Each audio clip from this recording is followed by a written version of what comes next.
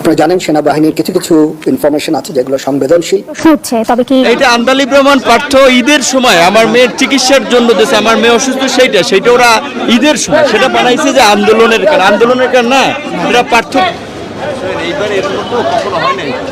ঝুলানো সাবেক এমপি মন্ত্রী জাতীয় দলের আমরা ডাকসুর ভিপি চোরের মধ্যে ঝুলাইয়া এই সময়গুলো কেড়ে না নেওয়া হোক, আমার সন্তানদের স্বাভাবিক লাইফটা যেন আর 5টা বাচ্চার মতো যেন ওরা বড় হতে পারে, ওদের যেন এই মানসিক ট্রমার মধ্যে দিয়ে ওকে আর যেন না যেতে হয়, আর 5টা বাচ্চার মতো মিশতে পারে না সব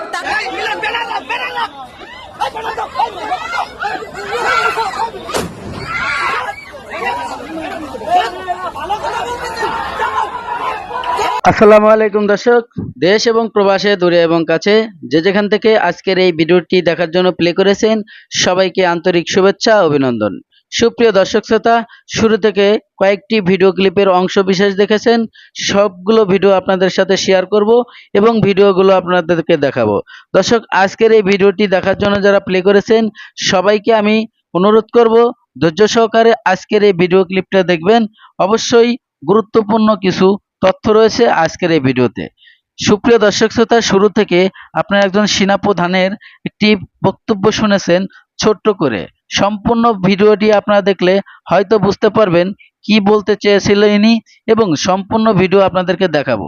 দর্শক, নুরুল হক নুরু ডাকসুর ভিপি, তো ওনাকে কিন্তু বাংলাদেশের পুলিশ প্রশাসন অ্যারেস্ট করেছে।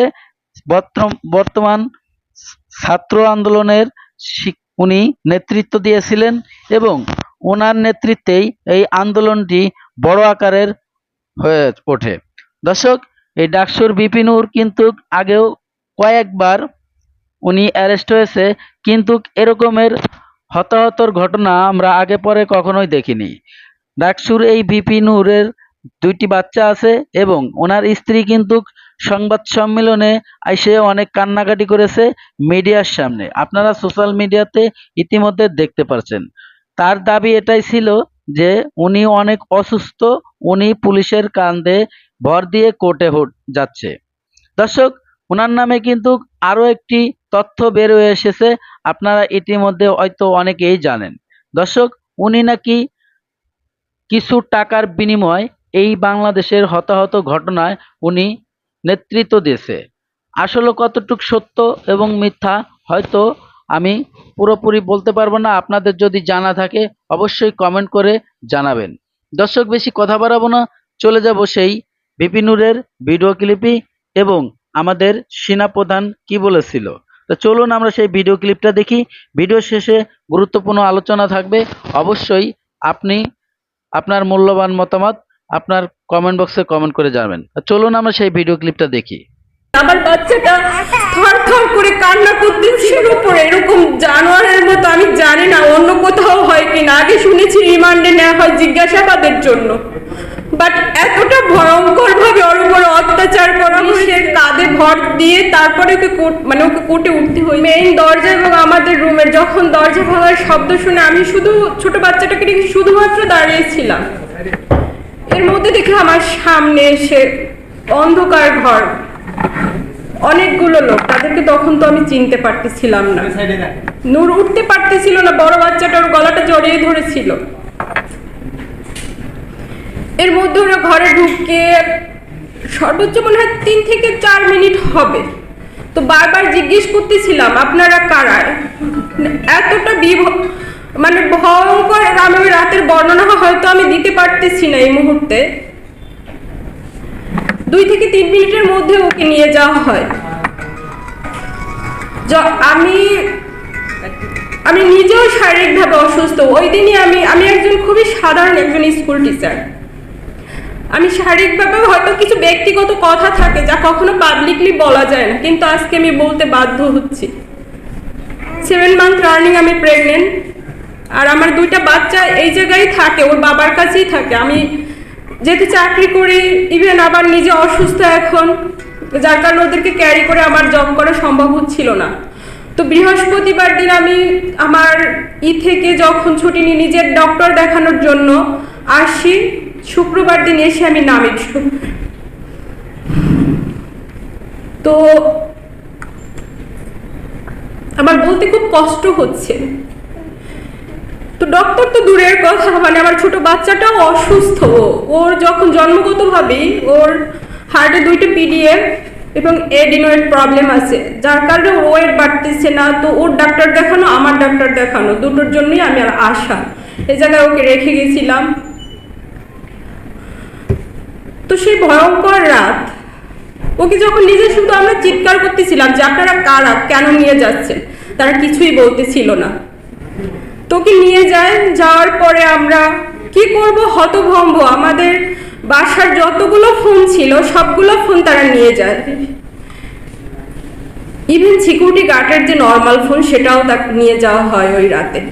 তারপর ভোর রাত ওকে নিয়ে যাওয়ার কিছুক্ষণ পরেই আজান দিচ্ছিল। আমি রোডে পাগলের মতো দৌড়াচ্ছিলাম যে কারা নিয়ে যাচ্ছে। সেই 25শে মার্চের রাতের মতো এত ভয়ঙ্কর, এত বীভৎস। আমার মানে কিছু কথা আসলে বলতে আমার খুব কষ্ট হচ্ছে আজকে। ওরা আমাকে ধরেছিল এমন ভাবে, শুধু আমি জানতে চাচ্ছিলাম যে কেন নিয়ে যাচ্ছে। আমার বাচ্চাটা থরথর করে কান্না করতেছিল, বড় বাচ্চাটা ভয়ে সে কান্না করতে পারতেছিল না। ইভেন ওর সাথে তার আগেও একটা ইনসিডেন্ট আমাদের বাসায় ঘটে গেছিল। বললাম আমি যে ছেলেটা ছিল আমাদের বাসায়, তখনও আমাদের দরজা ভেঙে নিয়ে যায়। সো মানসিকভাবে ও ট্রমা চলে যায়, ওর কথা বলো আর 5টা সাধারণ বাচ্চার মতো ওর লাইফটা এখন নেই। যাই হোক, তখন নিয়ে যাওয়ার পরে আমরা ডিবি কার্যালয়ে যাই মিন্টু রোডে 7টার দিকে। ও জায়গায় খোঁজ করি যে কারা নিয়ে গেল, যেহেতু প্রশাসন হয়তো নিয়ে গেছে কিনা জানার জন্য ডিবি কার্যালয়ে গেলাম। ওই জায়গা থেকে যেহেতু র্যাবের 2টা গাড়ি ছিল, র্যাব 3-এর, তো তার জন্য র্যাব 3-এ যায়। যখন ওর খোঁজ পাচ্ছিলাম না, তারপর বাধ্য হয়ে নিকটস্থ আমাদের হাতিরঝিল থানায় গেলাম। যেহেতু ওর খোঁজ মানে শুধুই ভয়ে ছিলাম যে আসলে ওকে আমরা ফেরত পাবো কিনা, জানি না, যেভাবে নিয়ে গেছে ওরা। দুইবার করে হাতিরঝিল থানা যায়, তারা বলে আমাদের কাছে কোনো তথ্য নেই। যে অনেক সময় কোনো এলাকায় মানে এরকম যদি করা হয় তাহলে নিকটস্থ থানাকে ইনভলভ করা হয়, তাদেরকে জানানো হয়। সো তাদের কাছে বারবার যাওয়া, তারাও কোনো তথ্য দিচ্ছিল না। পাগলের মতো দাঁড়ায় দাঁড়ায় প্রত্যেকটা প্রশাসনের এসে ঘুরতেছিলাম। তো 20 তারিখ পার হয়ে আমরা 20 তারিখই আবার কোর্টে, যে অনেক সময় 24 ঘন্টা পরে প্রশাসন নিয়ে গেলে কোর্টে উঠানো হয়। তো ওই দিন তাকে কোর্টে আর উঠানো হয়নি। পরের দিন আবার CMM কোর্টে গেলাম, এইভাবে জানতে পারলাম যে কোর্টে উঠানো হবে হয়তো। তো যখন কোর্টে গেলাম, আমি যেহেতু অসুস্থ, একা মুভ করতে পারতেছিলাম না, নূরের ছোট ভাইটি আমার সাথে ছিল। তো ওকেও ওই কোর্ট চত্বর থেকে ওকেও আবার ওরা ধরে নেয়। তো তারপর রাত 8টার দিকে, 21 জুলাই রাত 8টার দিকে ওকে কোর্টে ওঠানো হয়। ওর সাথে আমাদের ফ্যামিলির কারোকে দেখা করতে দেওয়া হয়নি। কি টর্চার করেছিল বা কি হয়েছিল কোথায় কিছুই তখন জানতে পারিনি। আইনজীবীদের মাধ্যমে জানতে পারি যে ওকে যখন কোর্টে উঠানো হয়, ও নিজ মুখে মহামান্য আদালতকে ওর উপরে ওই নিখোঁজ অবস্থায় যে শারীরিকভাবে টর্চার করা হয়েছিল, প্রত্যেকটা নির্যাতনের মানে আঘাতের চিহ্ন সে নিজের টি-শার্ট খুলে জজ সাহেবকে দেখিয়েছিলেন। কিন্তু তারপরেও তাকে আবার 5 দিনের রিমান্ড মঞ্জুর করে। তো ওকে ওই জায়গা থেকে রিমান্ডে আবার নিয়ে যাওয়া হয়। তো রিমান্ডে নিয়ে যাওয়ার পরে রিমান্ডের 5 দিন অতিবাহিত হওয়ার পরে গতকাল যখন কোর্টে উঠানো হয়, সে এক বিভৎস চিত্র। ও তো কোনো চোর ডাকাত নয়, ও তো কোনো খুনি নয়, ও তো কোনো জঙ্গি নয়, ও তো একজন ডাকসুর সাবেক ভিপি, ছাত্রদের হয়ে কথা বলছে। আর এতটুকু তো অধিকার আমাদের সংবিধান আমাদেরকে দিয়েছে। নিজে পায়ে হেঁটে মাঠে ও কোর্টে উঠতে পারেনি, পুলিশের কাঁধে ভর দিয়ে তারপরে ওকে কোর্টে উঠতে হয়েছিল। তো মহামান্য আদালতকে বারবার অনুরোধ করার পরে আমি একটু দেখা করার সুযোগ পাই। তো তখন ও বলে যে এই রিমান্ডের 5টা দিন ওর উপরে যে অমানবিক নির্যাতন করা হয়েছে, যেটা বলতে আমার একটা মানুষের উপরে এরকম জানোয়ারের মতো, আমি জানি না অন্য কোথাও হয় কিনা। আগে শুনেছি রিমান্ডে নেওয়া হয় জিজ্ঞাসাবাদের জন্য, বাট এতটা ভয়ঙ্কর ভাবে ওর উপর অত্যাচার করা হয়েছে যেটা বলতে আজকে আমার হয়তো সন্তানদের সামনে ওরা এখনো জানে না। আমার বাচ্চাটা যখন আমি বের হই বাসা থেকে বারবার জিজ্ঞেস করে, মা তুমি বাইরে যাচ্ছ কেন, তুমি আমার বাবাকে নিয়ে আসতেছো না, বাবাকে ফোন দাও। কারণ ওকে ওর বাবাকে ছাড়া ও ঘুমোতে পারে না, ওর বাবার কাছে ও যেহেতু থাকে ওকে গোসল করাই দেয়, খাইয়ে দেয়। জানি না ও সন্তান হিসেবে কিরকম, হাজবেন্ড হিসেবে কিরকম, বাট ও সন্তানদের জন্য সর্বোচ্চটুকু ও করে। তো ও যখন বারবার বলে আমার কাছে জানতে চায়, বাবাকে ফোন দাও, বাবা কেন আসে না, উত্তরগুলো আমার কাছে নেই। আমি কি বলবো, এখনো জানে না। ওর সামনে হয়তো আমি এখন বলতেছি ওর বাবা কোথায় আছে, কিভাবে আছে, বলে যে ও হয়তো দেশের বাইরে, ও জানে যে দেশে গেছে, ও আসবে, সে অপেক্ষা করে ও।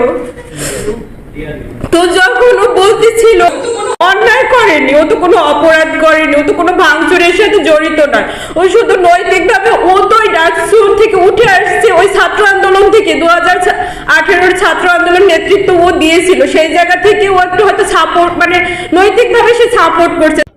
সুপ্রিয় দর্শক শ্রোতা, এতক্ষণে আপনারা বিপিন নূরের এবং বিপিন নূরের স্ত্রীর যে ভাইরাল বক্তব্যটি শুনেছেন এবং কথাগুলো শুনেছেন। হয়তো আপনাদের ভালো লাগলে আপনার মূল্যবান নিজস্ব মতামত কমেন্ট বক্সে প্রকাশ করবেন। সুপ্রিয় দর্শক শ্রোতা, এই ভিডিওটি দেখে যদি আপনার কিঞ্চিত পরিমাণে ভালো লেগে থাকে, ভিডিওটি প্রচুর পরিমাণে শেয়ার করবেন, অন্যকে দেখার সুযোগ করে দেবেন। দর্শক, আপনি যদি আমার চ্যানেলে নতুন বন্ধু হয়ে থাকেন, ভালো লাগলে চ্যানেলটিকে সাবস্ক্রাইব করবেন। দর্শক, আপনাদের সাথে আরো একটি ভিডিও ক্লিপ শেয়ার করব, অবশ্যই ধৈর্য সহকারে থাকবেন। ভিডিওটি খুবই ইম্পর্টেন্ট এবং গুরুত্বপূর্ণ। দর্শক, আপনি যদি বাংলাদেশের একজন সুনাগরিক হয়ে থাকেন, অবশ্যই আজকের এই ভিডিওটি দেখে আপনার এমন কিছু তথ্য আপনারা জানতে পারবেন, আপনারা হয়তো ইতিমধ্যে আগে পরে কখনোই এই ভিডিও ক্লিপটা দেখেন নাই। সুপ্রিয় দর্শক শ্রোতা, আমি বেশি কথা বাড়াবো না, চলে যাব সেই মূল ভিডিওতে। তো মূল ভিডিওতে যাওয়ার আগে কয়েকটি কথা আপনাদের সাথে শেয়ার করব কি হয়েছিল এখানে। আপনারা ভিডিওতে ছোট্ট একটি অংশ দেখেছেন যে ওখানে প্রশাসন এবং সাধারণ পাবলিক এবং কিছু ছাত্রছাত্রীরা একসঙ্গে হই হুল্লা দৌড়াদৌড়ি করতেছে। আসলে এখানে কি হয়েছিল? আসলে আমাদের বর্তমান চলমান পরিস্থিতিতে যে বাংলাদেশে একটি শিক্ষা প্রতিষ্ঠানের যে কোঠা নিয়ে আন্দোলন হলো, সেই আন্দোলনেরই একটি চিত্র। দর্শক, এটা আমাদের বাংলাদেশের এক মাদারীপুরে এই ঘটনাটি ঘটেছে। তবে ঘটনাটি খুবই মর্মান্তিক। আমি আপনাদের সাথে বেশি কথা বাড়াবো না, চলুন সেই ভিডিও ক্লিপটা দেখি। আর ভিডিও ক্লিপটা দেখে যদি আপনার কিছু একটা মনে হয় যে আপনার মন্তব্য আপনি প্রকাশ করতে পারবেন কমেন্ট বক্সে। তো চলুন আমরা সেই ভিডিও ক্লিপটা দেখি। আর ভিডিওটি বেশি বেশি লাইক করবেন এবং শেয়ার করে দেবেন।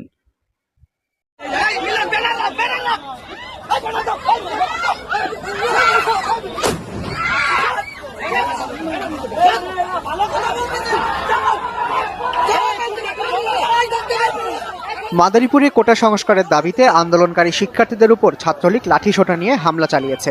এতে নারীসহ অন্তত 5 শিক্ষার্থী আহত হয়েছেন। বুধবার বেলা 11:30টার দিকে ঢাকা বরিশাল মহাসড়কে মোস্তফাপুর বাসস্ট্যান্ডে এই ঘটনা ঘটে। পুলিশ, প্রত্যক্ষদর্শী ও আন্দোলনকারী শিক্ষার্থীদের সূত্রে জানা যায়, সারা দেশে কোটা সংস্কার আন্দোলনকারীদের ওপর হামলার প্রতিবাদে শিক্ষার্থীদের সঙ্গে একাত্মতা ঘোষণা করতে মাদারীপুরের সাধারণ শিক্ষার্থীরা ঢাকা বরিশাল মহাসড়ক অবরোধ করে কর্মসূচি পালন করেছিলেন। আমাদের হাতে কিছুই ছিল না, শুধু মাথায় একটা পতাকা। আমাদের স্কুল কলেজের যে শিক্ষার্থীরা আমরা মহাসড়কে দাঁড়িয়ে আমরা আন্দোলন করছিলাম। ঠিক 5 থেকে 10 মিনিট পরেই সেখানে ছাত্রলীগ আসে এবং তার পরবর্তীতে পুলিশ আসে।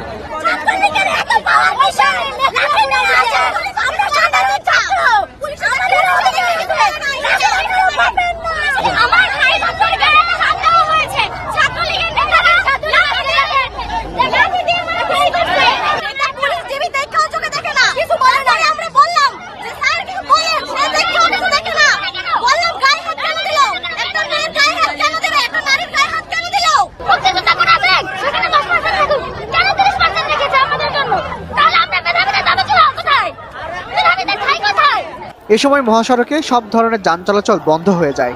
বিক্ষোভ কর্মসূচির শুরুতে পুলিশ বাধা দিলেও মহাসড়ক থেকে শিক্ষার্থীদের সরাতে পারেননি। এক পর্যায়ে বেলা 11:30টার দিকে জেলা ছাত্রলীগের নেতাকর্মীরা লাঠিসোঁটা নিয়ে আন্দোলনকারী শিক্ষার্থীদের উপর অতর্কিত হামলা চালান। এ সময় নারী শিক্ষার্থীদের মারধর করেন এবং ব্যানার ছিনিয়ে নেন হামলাকারীরা। পরে ঢাকা বরিশাল মহাসড়কে দুই পক্ষের মধ্যে পাল্টাপাল্টি ধাওয়ার ঘটনা ঘটে। মোস্তাপুর একটি গুরুত্বপূর্ণ স্থান, সেই স্থানে কিছু সাধারণ ছাত্রের লেবাসধারী ছাত্রদল এবং ছাত্র শিবিররা তারা এই একটি সুন্দর পরিবেশকে অসৌন্দর্য করতে চেয়েছিল। সাধারণ শিক্ষার্থী এবং স্থানীয় লোকজন তাদেরকে প্রতিহত করে যান চলাচল সহ সকল কিছু স্বাভাবিক করার জন্য ঐক্যবদ্ধভাবে কাজ করেছে। না, আমি তো আমার চোখে দৃশ্যমান কোনো আঘাত আমি কাউকে করতে দেখি নাই। কোটা আন্দোলনকারীদের মধ্যে নিজেদের মধ্যে তাদেরকে যখন আমরা বলতেছিলাম, তারা কিছু অংশ আমাদের কথা শুনছিল আর কিছু শুনতে যাচ্ছিল না, যখন তারাই তাদেরকে নিজেদের মধ্যে নিয়ন্ত্রণের জন্য সরাই দেওয়ার জন্য দেখতেছে, আমাদের চোখে দৃশ্যমান ছিল বিষয়টা।